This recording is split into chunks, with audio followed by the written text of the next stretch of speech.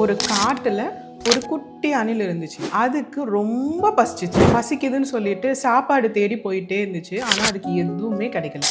1/2 மணி நேரம் ஆச்சு, 1 மணி நேரம் ஆச்சு, அதுக்கு சாப்பாடே கிடைக்கல. செம்ம டென்ஷன் ஆயிடுச்சு இந்த அணில் குட்டி. அப்போ அது கண்ணுல ஒண்ணு மாட்டுது. செம்ம விருந்துடா இன்னைக்கு அப்படின்னு சொல்லிட்டு அந்த அணில் அதை போய் சாப்பிட போச்சு. வேகமா ஓடி போய் அதை கடிச்சு பார்த்தா அது ஒரு கோடரி.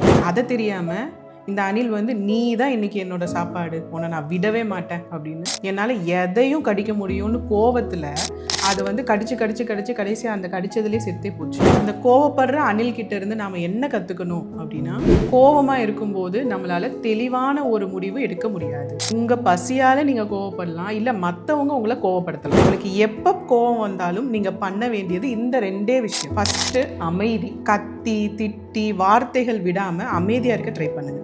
செகண்ட் ஒன், எந்த ஒரு டெசிஷனும் கோவமாக இருக்கும்போது எடுக்காதீங்க.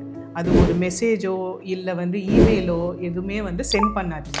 டைப் பண்ணி வச்சுட்டு 1 or 2 days கழித்து ரீவிசிட் பண்ணிவிட்டு அதுக்கப்புறம் அந்த டெசிஷன் எடுங்க. இல்லைன்னா அந்த அணில் மாதிரி டேமேஜ் நமக்கு. ஒரு வைஸ் மேன் ஆர் உமன் கோவத்தில் மற்றவங்கள அசிங்கப்படுத்துகிறவங்க இல்லைங்க. A wise person know how to let go things. Be that wise person.